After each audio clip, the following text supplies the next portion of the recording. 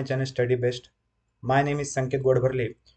Today we are going to see chapter number 6, Refraction of Light, SSC Class 10 Maharashtra Board. तर chapter हा खूप interesting chapter आहे. तुम्हाला 9th क्लासमध्ये reflection of light याबद्दल तुम्हाला माहिती आहे. तर या चॅप्टरमध्ये आपण रिफ्रॅक्शन ऑफ लाईट काय असतं हे आपण पाहणार आहोत. पण यामध्ये सर्वात सुरुवातीला आपण आजच्या लेक्चर 1 मध्ये सर्वात पहिल्यांदा आपण पाहणार आहे व्हॉट इज रिफ्लेक्शन. कारण तुम्ही 9th क्लासमध्ये पाहिलेलं आहे की रिफ्लेक्शन ऑफ लाईट काय असतं किंवा त्याचे लॉज ऑफ रिफ्लेक्शन जे होते ते पण तुम्ही ऑलरेडी पाहिलेले. पण रिफ्लेक्शन ऑफ लाईट जेव्हा तुम्ही पाहणार आहेत या चॅप्टरमध्ये सर्वात पहिल्यांदा तुम्हाला रिफ्लेक्शन जे 9th क्लासला झालेलं आहे त्याचं ब्रशअप आपण करणार आहोत. जास्त काही आपल्याला यामध्ये बघायचं नाही रिफ्लेक्शनमध्ये. फक्त आपल्याला यामध्ये बघायचं आहे की रिफ्लेक्शन म्हणजे काय आहे, त्याचे कसे इन्सिडेंट रे असतं, कसे रिफ्लेक्शन होतं आणि काही जनरल एक्झाम्पल. हे का घेणार आहे कारण आपल्याला रिफ्रॅक्शन बघायचं आहे.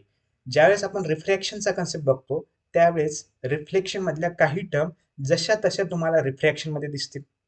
बेसिक काही टर्म्स जसं की आपण कॉपी पेस्ट केल्यासारखंच आहे. तिकडे काही काही बदल जे आहेत ते मी या ठिकाणी सांगणार आहे. जे काही बदल आहेत ते तुम्हाला फक्त बघायचे आहे, म्हणजे तुम्हाला कंपॅरेटिव्ह स्टडी करायचे आहे रिफ्लेक्शन आणि रिफ्रॅक्शनचं. त्यामुळे सर्वात अगोदर आपण रिफ्लेक्शन ऑफ लाईट काय आहे हे आपण पाहणार आहोत. त्यानंतर नेक्स्ट आपण पाहणार आहेत व्हॉट इज रिफ्रॅक्शन, जे आपल्या चॅप्टरचं नाव आहे रिफ्रॅक्शन ऑफ लाईट. तर रिफ्रॅक्शन आहे काय आहे हा कन्सेप्ट आपण पाहणार आहोत, डेफिनेशन पाहणार आहोत, बेसिक पॉईंट्स पाहणार आहोत आणि त्यानंतर त्यामध्ये व्हेरियस एक्सपेरिमेंट्स आपण पाहणार आहोत. रिफ्रॅक्शन ऑफ लाईट जेव्हा आपण स्टडी करतो त्यामधला ग्लास लॅब एक्सपेरिमेंट जो आहे आपल्याला एक्झाम पॉईंट ऑफ व्ह्यू जर बघितलं तर खूप इम्पॉर्टंट आहे. 3 मार्क्सचा क्वेश्चन विचारला जातो. तर तो टॉपिक आपण आजच्या व्हिडिओमध्ये पाहणार आहोत. आणि त्याचबरोबर शेवटचा टॉपिक जो आहे तो म्हणजे लॉज ऑफ रिफ्रॅक्शन पाहणार आहे. ऑलरेडी तुम्ही 9th क्लासमध्ये लॉज ऑफ रिफ्लेक्शन तर पाहिलेला आहे. तुम्हाला जर लक्षात असतील तर त्याच प्रकारचे लॉ जे आहेत त्याच प्रकारे आपण या ठिकाणी रिफ्रॅक्शन मध्ये थोडेसे चेंजेस काय असतील ते या ठिकाणी पाहणार आहोत. तर सर्वात पहिल्यांदा आपण पाहूया व्हॉट इज रिफ्लेक्शन. दिसत आहे काय दिसत आहे तुम्हाला? तुम्हाला दिसत आहे की एक डोंगर आहे, खाली पाणी आहे, पाण्यामध्ये त्याचं प्रतिबिंब दिसत आहे. आपण इन शॉर्ट असं म्हणतो की रिफ्लेक्ट होत आहे असं म्हणतो. पण नेमकं आपल्याला रिफ्लेक्शन म्हणजे काय यासाठी तुम्हाला लाईट म्हणजे काय माहित असणे गरजेचं आहे. लाईट काय आहे? Light is a electromagnetic waves आहेत. इलेक्ट्रोमॅग्नेटिक वेव्ह म्हणजे काय? सिंपली तुम्हाला जास्त डिटेलमध्ये तुम्हाला 11वी-12वीला आहे. सिंपली म्हणजे काय? इलेक्ट्रिकल आणि मॅग्नेटिक याचं कॉम्बिनेशनचा असा वेव्ज म्हणजे लाईट आहे. एक प्रकारची एनर्जी आहे लाईट. मग तुम्ही म्हणसाल लाईट एक्झॅक्टली काय सांगू शकतो तुम्ही? जे काही तुम्हाला आजूबाजूला दिसत आहे, तुम्ही बसला आहात, तुमच्यासमोर एखादी नोटबुक आहे, एखादं बुक आहे जे तुम्हाला दिसत आहे, किंवा तुम्हाला बाहेर गेल्यानंतर काही वस्तू दिसत आहेत.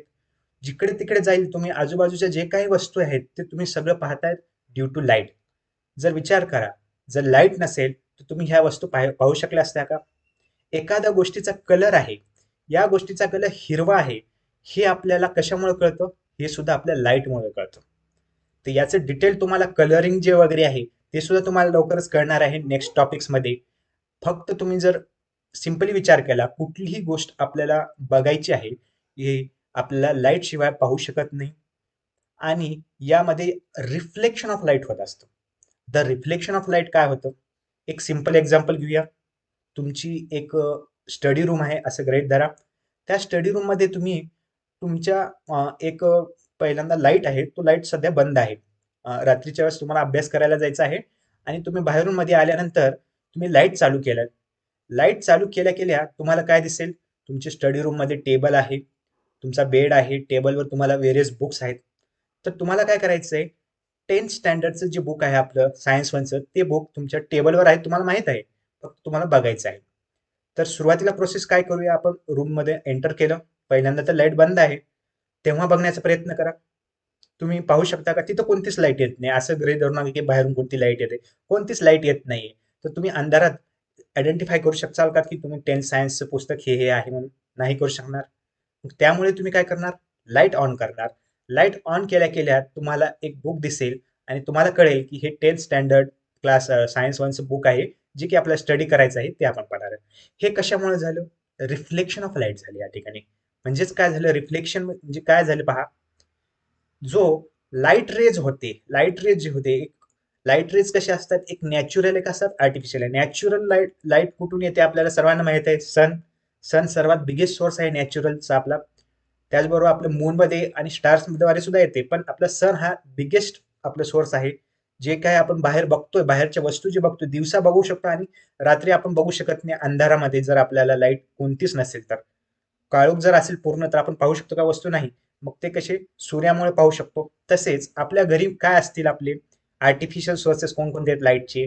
जसे की तुमचं ट्यूब असेल किंवा तुमच्याकडे बल्ब असतील, त्याद्वारे तुम्ही पाहू शकता कोणत्याही वस्तू. त्या जर एखाद्यास लाईट गेली तर तुम्ही ते पाहू शकता का? काहीच पूर्ण अंधार असेल तर पाहू शकत नाही. मग ज्यावेळेस आपण त्या रूम मध्ये गेल्यानंतर लाईट ऑन केली, म्हणजे एक प्रकारचा लाईट सोर्स जो आहे तो एका ऑब्जेक्टवर, तो काय झाले, ऑब्जेक्टवर पडली. म्हणजे आपला ऑब्जेक्ट काय आहे? 10th स्टँडर्डचं बुक आहे, सायन्स वनचं बुक आहे. ते ऑब्जेक्टवर पडली आणि ती पुन्हा तुमच्या डोळ्यामध्ये रिफ्लेक्ट झाली. म्हणजे काय झालं? एखादी कोणतीही लाईट रे जो आहे तो एखाद्या वस्तूवर आदळतो आणि तो आपल्या डोळ्यावर पुन्हा रिफ्लेक्ट होतो. मग आपल्या डोळ्याला फक्त ती वस्तू दिसते. मग त्यानंतर तुम्ही कसं म्हणसाल की हे 10th स्टँडर्ड सायन्स वनचं पुस्तक आहे, आपल्याला बघितलं बघितलं कळेल का? नाही. त्यानंतर डोळ्याला दिसल्यानंतर, डोळ्यामध्ये रिफ्लेक्ट झाल्यानंतर डोळ्यावरून आपल्या मेंदूमध्ये ते जातं आणि मेंदूमध्ये प्रोसेसिंग होत असते. कुठलीही जे प्रोसेसिंग आहे आपली ते मेंदूमध्येच होते आणि प्रोसेस करून सांगतं की हे 10th स्टँडर्ड सायन्स वनचं पुस्तक आहे आणि आपण म्हणतो की हे 10th स्टँडर्ड सायन्स वन आहे. अशी ही प्रोसेस आहे टोटल. म्हणजे आपल्याला कोणतीही वस्तू जेव्हा आपल्याला लाईट बघायची आहे, लाईटद्वारे दिसते. लाईट दिसते, रिफ्लेक्ट होते, म्हणजे नेमकं काय होतं? कुठलीही वस्तू त्या ऑब्जेक्टवर पडते आणि ती रिफ्लेक्ट होऊन आपल्या डोळ्यावर येते आणि डोळ्यावर आपल्याला रिफ्लेक्ट झालेल्या सर्व वस्तू दिसत असतात. कोणतीही वस्तू, हे एक सिंपल एक्झाम्पल सांगितलं. कोणतीही वस्तू तुम्ही घ्या आणि विचार करा, ही वस्तू आपल्याला काय दिसत आहे? तुमच्या समोर एखादी चेअर दिसत आहे समजा, तर ही वस्तू चेअर का दिसत आहे? तर त्यावर लाईट सोर्स पडत आहे. लाईट सोर्स पडून तो रिफ्लेक्ट आपल्या डोळ्यावर होत आहे, त्यामुळे हे दिसत आहे.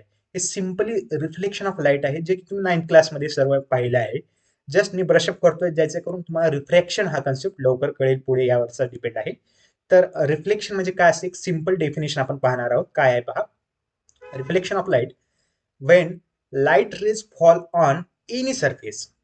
आता तुम्हाला डेफिनेशन वेगवेगळ्या काय भेटू शकतात, पण मी एकदम सिंपल तुम्हाला डेफिनेशन सांगत आहे. Any surface they turn back, this process is called as reflection. जे मी आता एक्झाम्पल सांगितले तेच तुम्हाला डेफिनेशनच्या स्वरूपात लिहायचं आहे. कुठलीही एक लाईट रे आहे, फॉल्स ऑन एनी सरफेस, कोणत्याही सरफेसवर फॉल झाल्यानंतर ती टर्न बॅक होते, तर त्या प्रोसेसला आपण रिफ्लेक्शन ऑफ लाईट असं म्हणतो. ठीक आहे.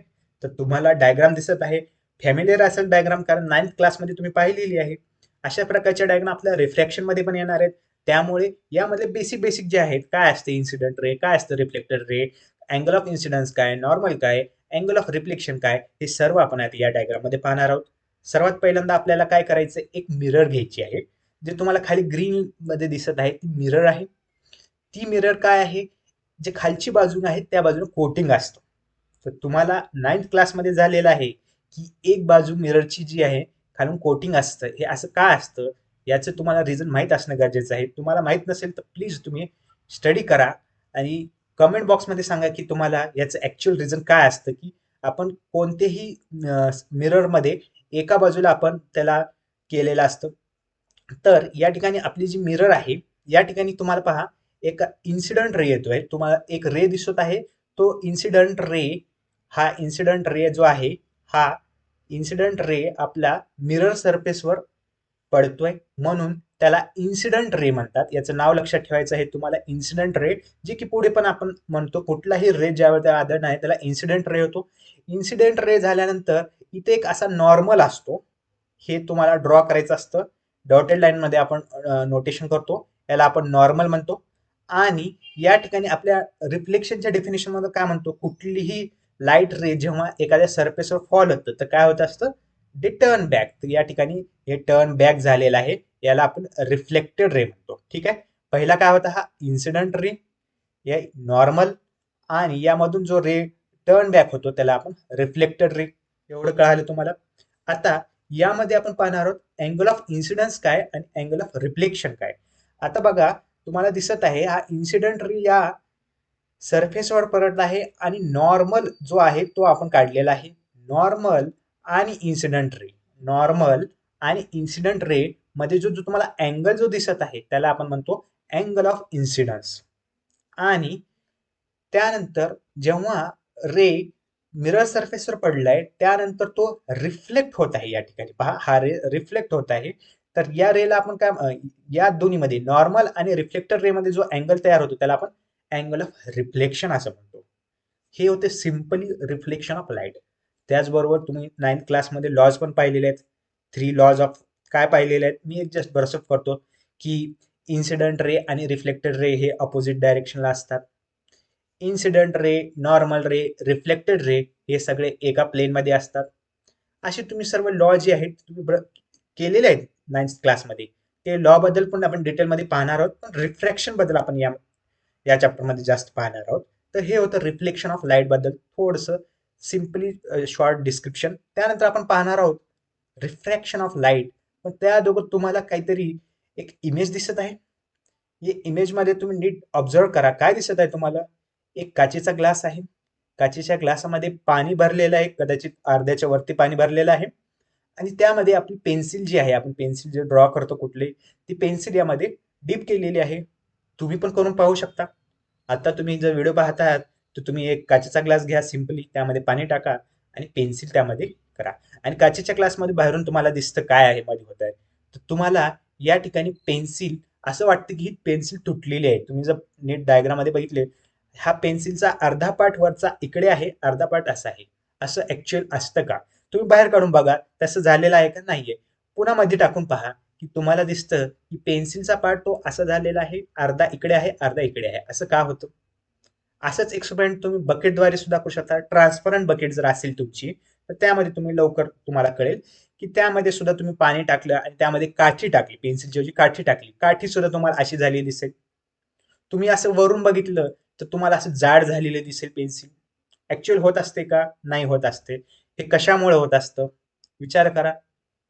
हाच कन्सेप्ट आपण नेक्स्ट पाहणार आहोत. रिफ्रॅक्शन ऑफ लाईटमुळे होत असतं. आणखीन एक एक्झाम्पल सांगतो तुम्हाला.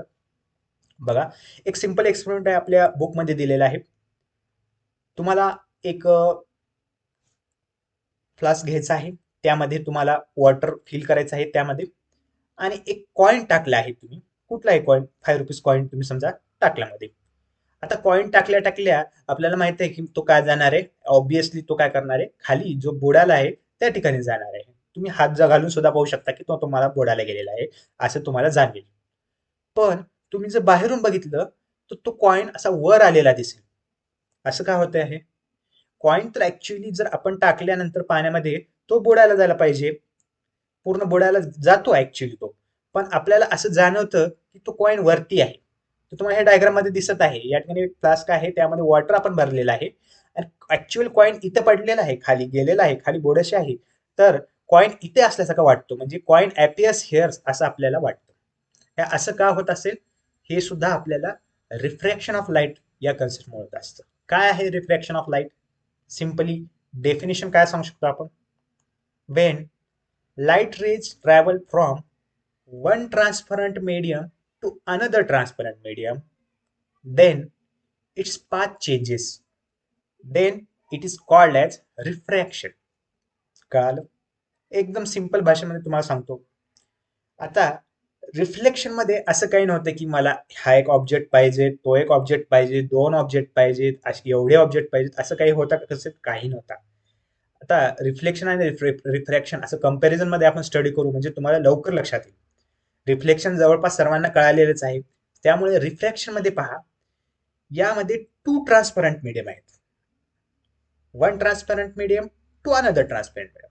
ट्रान्सपरंट मीडियम कोणकोणते असतात? काही घेऊ शकतो तुम्ही, एअर, वॉटर, ग्लास, असे हे ट्रान्सपरंट मीडियम आहेत. मग एका ट्रान्सपरंट मीडियम म्हणजे समजा तुम्ही ग्लास ट्रान्सपरंट मीडियम आहे, वॉटर ट्रान्सपरंट मीडियम आहे, समजा एअर ट्रान्सपरंट मीडियम आहे, वॉटर ट्रान्सपरंट मीडियम आहे. असं गृहीत धरा की एअर ट्रान्सपरंट मीडियम मधून वॉटर ट्रान्सपरंट मध्ये एक रे ट्रॅव्हल होत आहे. असं होतं खूप वेळेस. एक्झाम्पल मी सांगणार आहे. जेव्हा त्यावेळेस ट्रॅव्हल होतं त्यावेळेस त्याचा पाथ चेंज होतो. म्हणजे समजा तो रे असा सरळ जात असतो, तो काय होतो, बेंड होतो. एक तर इकडे होतो, नाही तर एक तर थोडा इकडे होतो. ते इकडे केव्हा होतो, तिकडे केव्हा होतो, याबद्दल डिटेल इन्फॉर्मेशन तुम्हाला मी पुढे, तुम्ही जसं जसं जाईल पुढच्या व्हिडिओमध्ये मी लवकर सांगणार आहे. तुम्हाला एवढं लक्षात ठेवायचं आहे की आपल्याकडे 2 ट्रान्सपरंट मीडियम आहेत. एका ट्रान्सपरंट मीडियम मधून दुसऱ्या ट्रान्सपरंट मीडियम मध्ये एक लाईट रे जात आहे आणि लाईट रे जात असताना तो लाईट रे डायरेक्टली सरळ न जाता तो बेंड होतो किंवा त्याचा पाथ जो आहे तो चेंज होतो. ठीक आहे. तर सिम्पली डेफिनेशन काय म्हणू शकता तुम्ही, when light rays from travel from one transparent medium to another transparent medium, then its path changes, it's called as refraction. आता इम्पॉर्टंट जे आहे ते आपली डायग्राम, कारण तुम्हाला कधी कधी एक शक्यता आहे की एक्झामला तुम्हाला 2 मार्क्सला क्वेश्चन विचारला जाऊ शकतो, व्हॉट इज रिफ्लेक्शन. मग नुसती डेफिनेशन लिहिली तर तुम्हाला 1 मार्क्स भेटेल. थोडीशी डायग्राम जर तुम्ही ड्रॉ केली, काय आहे थोडं एक्सप्लेन केलं, तर तुम्हाला 2 पैकी 2 मार्क्स या ठिकाणी भेटतील. तर बघा, तुम्हाला डायग्राम दिसत आहे. काय दिसत आहे, जशी डायग्राम अगोदर होती, जशी रिफ्लेक्शन मध्ये होती तशीच डायग्राम आहे. पहा, पहिल्यांदा तुम्हाला एक इन्सिडेंट रे दिसत आहे. इन्सिडेंट रे म्हणजे येणारा रे दिसत आहे, तो एका सरफेसवर. पहिल्यांदा एक सांगायचं राहिलं, आपण काय सांगितले या डेफिनेशन मध्ये, one transparent medium to another transparent medium. आता हा वर एक ट्रान्सपरंट मीडियम आहे असे गृहीत धरा आणि खाली एक ट्रान्सपरंट मीडियम आहे असे गृहीत धरा. तो वरचा जो ट्रान्सपरंट मीडियम आहे तो आहे एअर आणि दुसरा जो खालचा जो ट्रान्सपरंट मीडियम आहे तो आहे वॉटर. वॉटर दिसत आहे तुम्हाला, वॉटर आहे. तर एअर मधून वॉटर मध्ये ही सर्व प्रोसेस होत आहे, या डायग्राम मध्ये मी दाखवलेली आहे. तर इन्सिडेंट रे म्हणजे एअर मधून एक रे येत आहे, तो आपल्याला एका सरफेसवर पडत आहे. एक कुठला तर सरफेस आहे, पाण्याच्या वरती पहा, त्या सरफेसवर पडल्यानंतर आपण काय म्हणतो, जर रिफ्लेक्शन जर झालं असतं तर काय म्हणलो असतो आपण, हे तिकडे गेला, तिकडे जर तेच दुसऱ्या डायरेक्शनला जर गेला असता तर त्याला आपण रिफ्लेक्शन म्हणलं असतो. पण एका पाथ मधून, सॉरी, एका ट्रान्सपरंट मीडियम मधून दुसऱ्या ट्रान्सपरंट मीडियम मधून म्हणजे या ठिकाणी रिफ्रॅक्शन ही प्रोसेस होणार आहे. तर या ठिकाणी हा रे तो खाली जातो, म्हणजे वॉटर मध्ये जातो. त्यावेळेस तो, आता याची जर तुम्ही डायरेक्शन बघितली, ह्याचा जर पाथ जर बघितला, तुम्ही जर असं बघितली, या ठिकाणी डॉटेड दाखवू शकता, ही सरळ तुम्ही जर रेष बघितली तर ही सरळ रेष अशी अशी अशी अशी अशी अशी अशी यायला पाहिजे. पण ही इकडच्या बाजूला, नॉर्मलच्या इकडच्या बाजूला बेंड होता दिसत आहे. तर याला आपण म्हणू रिफ्रॅक्टेड रे. थोडंसं काही काही जणांची रिफ्लेक्शन मध्ये कन्फ्युजन होऊ शकतं. रिफ्लेक्टेड रे लिहून येतात परीक्षेमध्ये, तसं करायचं नाही. या ठिकाणी रिफ्रॅक्टेड रे आहे, व्यवस्थित पाहायचं आहे. मग काय झालं बघा, incident ray falls on a object, then it changes its path, that is refraction of light is formed. Refraction of light या ठिकाणी होत आहे. मग आता या ठिकाणी तुम्हाला अँगल, या ठिकाणी जसं मी रिफ्लेक्शन मध्ये सांगितलं होतं तसं नॉर्मल तर या ठिकाणी आहेच, ड्रॉ करतो आपण नॉर्मल. त्यामध्ये आता या ठिकाणी अँगल ऑफ इन्सिडन्स काय असेल, नॉर्मल आणि इन्सिडेंट रे मध्ये जो अँगल तयार होतो त्याला अँगल ऑफ इन्सिडन्स म्हणतात. आणि त्यानंतर अँगल ऑफ रिफ्रॅक्शन काय असेल, जो रिफ्रॅक्टेड रे आहे आणि नॉर्मल यामध्ये जो जो अँगल तयार होतो त्याला अँगल ऑफ रिफ्रॅक्शन म्हणतात. तर आता काही काही जण काय काय माहित नाही, पण हे वरच्या बाजूला आहे, वरच्या बाजूला जो रिफ्रॅक्टेड रेच्या वरच्या बाजूला अँगल ऑफ रिफ्रॅक्शन म्हणतात आणि एक्झाम मध्ये चुकून येतात. कारण यावर रिलेटेड 1-1 मार्क्सचे तुम्हाला एमसीक्यू येतात, त्या ठिकाणी तुम्हाला अँगल दिलेले असतात आणि त्यावर तुम्हाला हे अँगल काढा, तो अँगल काढा असं विचारले जातात. त्यामुळे व्यवस्थित लक्षात ठेवायचं आहे, नॉर्मल आणि इन्सिडेंट रे मध्ये जो अँगल होत आहे तो अँगल ऑफ इन्सिडन्स आहे. नॉर्मल आणि जो रिफ्रॅक्टेड रे आहे त्यामध्ये जो अँगल होत आहे तो अँगल ऑफ रिफ्रॅक्शन आहे. हे सर्व कन्सेप्ट तुम्हाला 1 मार्क्स क्वेश्चन साठी, त्याचबरोबर 2 मार्क्स क्वेश्चन साठी खूप इम्पॉर्टंट राहणार आहेत. त्यानंतर आपण एक जस्ट पाहूया. या ठिकाणी तुम्ही बघत आहे, काय दिसत आहे तुम्हाला, तसंच जे रिफ्रॅक्शनचं आणखीन एक एक्झाम्पल तुम्ही सांगू शकता की फिश, तुम्ही वरून जात आहात आणि खाली पाणी आहे आणि पाण्यामध्ये तुम्हाला फिश दिसत आहेत. फिश जर तुम्ही ऍक्च्युअल बघितलं, फिशची पोझिशन बघितली तर ती त्या ठिकाणी असते, पण आपल्याला आपल्याला असं वाटतं की ती फिशची पोझिशन माग आहे. असं का होत असतं, हे सुद्धा रिफ्रॅक्शन ऑफ लाईटमुळे होत असतं. तुम्ही हाताचा जो कन्सेप्ट मी सांगितलेला आहे तो गृहीत धरा. वर आपण एअर मीडियम मध्ये आहे, खाली वॉटर मीडियम मध्ये आहे, तिथून आपल्याला होत आहे रिफ्लेक्ट झाल्या मग इकडे व्हायला पाहिजे, तो काय होतो एक प्रकारचा बेंड होत आहे. असं का होत असतं? हे रिफ्रॅक्शन ऑफ लाईटमुळे होत असतं. म्हणून जेव्हा केव्हा तुम्हाला परीक्षेला किंवा कुणालाही तुम्हाला कन्सेप्ट एक्सप्लेन करायचं आहे, त्यावेळेस तुम्हाला रिफ्रॅक्शन ऑफ लाईट नुसती डेफिनेशन सांगायची नाहीये. या ठिकाणी जे व्हेरियस एक्झाम्पल्स आहेत, जे डेली लाईफ मधले एक्झाम्पल्स, ते तुम्हाला एक्सप्लेन करून सांगायचे आहे, जेणेकरून आपलं आन्सर सुद्धा किंवा जे समोरचा व्यक्ती आहे त्याला सुद्धा लवकरात लवकर या ठिकाणी हे कन्सेप्ट कळेल. त्यानंतर आपण पाहणार आहोत ग्लास स्लॅब एक्सपेरिमेंट. आता तुम्ही जर बुकमध्ये बघितलं, तुमच्या 10th स्टँडर्डच्या बुकमध्ये बघितलं तर 1-2 एक्सपेरिमेंट दिलेले आहेत. एक एक्सपेरिमेंट तर सिम्पल होता की तो कॉईनचा जो याचा एक्सपेरिमेंट तो पाहिला आपण, किंवा दुसरे काही एक्सपेरिमेंट आहेत, सिम्पल सिम्पल एक्सपेरिमेंट दिले. पण त्यातल्या त्यात आता ग्लास स्लॅब एक्सपेरिमेंट यामध्ये डबल रिफ्रॅक्शन होतं. रिफ्रॅक्शन एक वेळेस न होता 2 वेळेस होते या ठिकाणी. त्यामुळे काही काही जणांना थोडासा हा डिफिकल्ट जाऊ शकतो. त्याचबरोबर एक्झामला हा 3 मार्क्सला क्वेश्चन वेगवेगळ्या पद्धतीने विचारला जातो. कशा पद्धतीने विचारला जातो मी एकदम शेवटी तुम्हाला क्वेश्चन सगळे सांगणार आहे. सर्वात पहिल्यांदा पाहू ग्लास लॅब एक्सपेरिमेंट काय करायचं आहे. तुम्हाला काय करायचं आहे, एक ड्रॉइंग शीट घ्या, ड्रॉइंग पेपर घ्या, सॉरी. ड्रॉइंग पेपरमध्ये तुम्हाला पी क्यू आर एस असं तुम्हाला ड्रॉ करायचं आहे. असं ड्रॉ करायचं आहे ग्लास लॅब. त्यामध्ये सर्वात पहिल्यांदा तुम्हाला असे कुठलेही 2 पॉईंट घ्यायचे आहेत. समजा मी ए बी हा पॉईंट घेतला आहे. ए बी या पॉईंट पासून आपल्याला असं गृहीत धरायचं आहे, या पॉईंट पासून आपल्याला रे येत आहे, म्हणजे आपण त्याला इन्सिडन्स रे म्हणू. म्हणजे हा जो ए बी जो आहे हा आपला इन्सिडन्स रे आहे, बरोबर. हे जे आपलं पी क्यू जो आहे आपला सरफेस आहे, या ठिकाणी ए बी जो आहे हा इन्सिडन्स रे आहे, तो फॉल होत आहे सरफेसवर, बरोबर. त्यानंतर आपल्याला एक नॉर्मल आहे, नॉर्मल तुम्ही न डिनोट करा, नोटेशन काही करू शकता, नॉर्मल वगैरे तुम्ही या ठिकाणी जे तुम्हाला कम्फर्टेबल आहे. समजा मी न डिनोट केलं. आता तुम्हाला ऑलरेडी सांगितलेलं आहे नॉर्मल आणि इन्सिडेंट रे मधला जो अँगल आहे त्याला काय म्हणतो आपण, अँगल ऑफ इन्सिडन्स, त्याला मी स्मॉल आय न डिनोट केलेला आहे. शेवटी मी सर्व तुम्हाला राईट हँड साईडला सर्व काय काय आहे ते सर्व लिहिलेलं आहे. त्यानंतर आता बघा, रिफ्रॅक्शन मध्ये काय होत असतं, जेव्हा एखादा ऑब्जेक्टवर लाईट रे पडतो त्यावेळेस त्याचा जो पाथ आहे, ऍक्च्युअल पाथ ह्याचा काय आहे बघा बरं, हे मी डॅश डॅश डॅश डॅश दाखवलेला आहे, हा ऍक्च्युअल पाथ आहे. मग ह्या ऍक्च्युअल पाथनं तो जात आहे का, नाही. या ठिकाणी रिफ्रॅक्ट होत आहे. रिफ्रॅक्ट होत आहे म्हणजे तो थोडासा बेंड होत आहे, थोडासा पाथ चेंज होत आहे. या ठिकाणी पहा, या ठिकाणी पाथ त्याने चेंज केलेला आहे. या रेला काय म्हणायचं आपण, रिफ्रॅक्टेड रे. मग तसंच यामध्ये रिफ्रॅक्टेड रे आणि नॉर्मल यामधला जो अँगल आहे तो आपण स्मॉल आर न दाखवलेला आहे, त्याला अँगल ऑफ रिफ्रॅक्शन असं म्हणलेलं आहे. ही प्रोसेस तर ऑलरेडी मी अगोदर सांगितलेली आहे. आता यामध्ये ट्रान्सपरंट मीडियम सांगायचे राहिले, कोणकोणते ट्रान्सपरंट मीडियम आहेत. वरचा जो आहे एअर आहे आणि हा खालचा जो ट्रान्सपरंट मीडियम आहे तो म्हणजे ग्लास आहे. ठीक आहे, मागच्या ह्याच्यामध्ये आपलं वॉटर होतं, या ठिकाणी ग्लास आहे. तर एअर पासून ग्लास मध्ये होत आहे.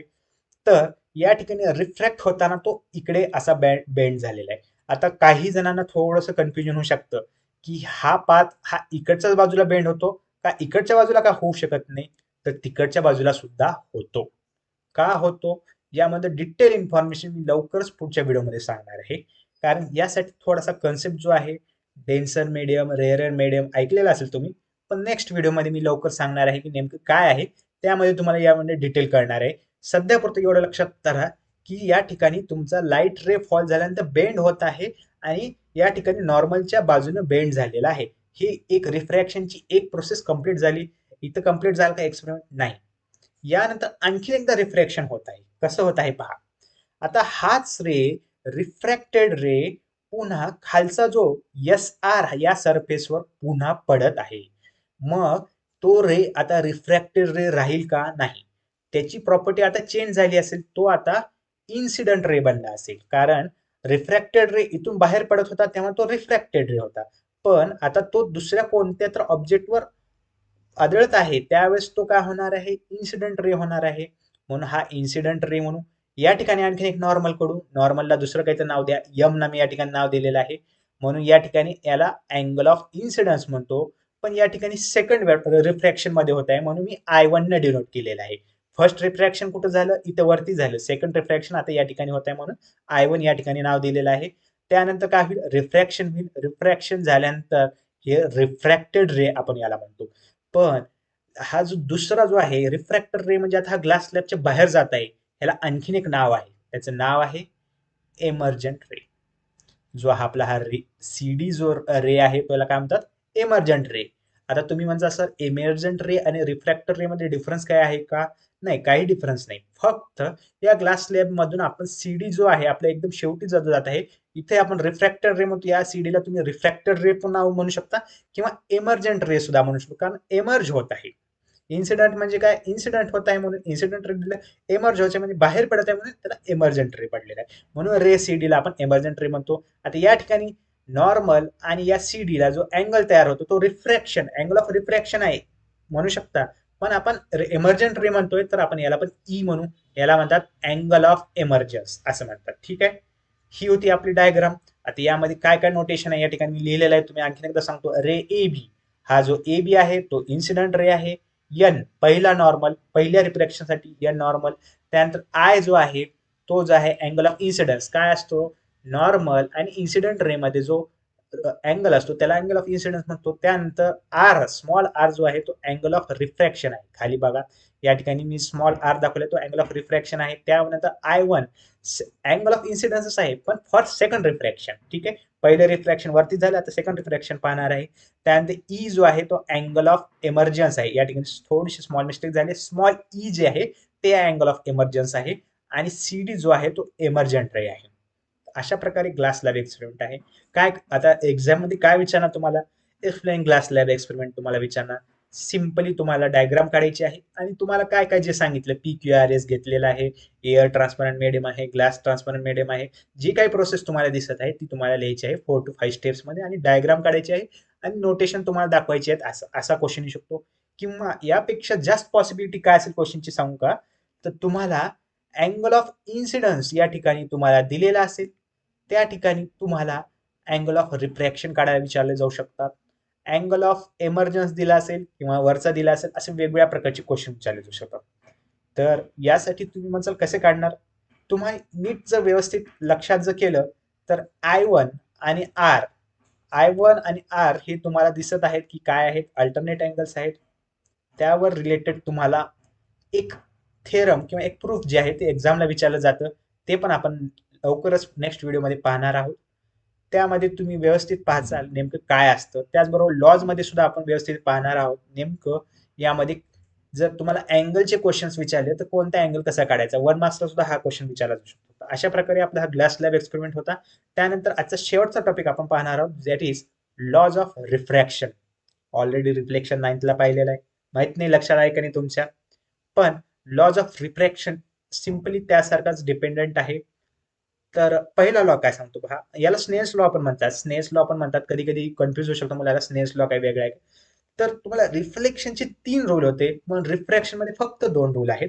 पहिला रूल पहा, incident ray and refracted ray are opposite sides of normal. हा पहिला पार्ट झाला, पहिल्या रूल मधला पहिला पार्ट. पाहतो सांगतो तुम्हाला, इन्सिडेंट रे रिफ्रॅक्टेड खाली, refracted ray are opposite sides of normal. या नॉर्मलच्या अपोजिट साइडला, अपोजिटच्या एका साइडला इन्सिडेंट रे आहे, एका साइडला खालच्या बाजूला दुसरं काय रिफ्रॅक्टेड रे आहे. ठीक आहे, अँड दुसरा पार्ट, ऑल द 3, कोणती 3, incident ray, refracted ray, normal are in the same plane. म्हणजे तुम्ही डायग्राम पहा, खालची पहा, डायग्राम मध्ये तुम्हाला दिसत आहे हा इन्सिडेंट रे आहे आणि खालचा रिफ्रॅक्टर रे, अपोजिट डायरेक्शन आहे नॉर्मलच्या. ओके, ठीक आहे. आणि इन्सिडेंट रे पुन्हा नॉर्मल आणि रिफ्रॅक्टर रे ही एकाच प्लेन मध्ये आहेत. जसं रिफ्लेक्शन मध्ये होतं तसंच सेम या ठिकाणी पहिला लॉ आहे. त्यानंतर सेकंड लॉ थोडासा चेंज आहे बघा.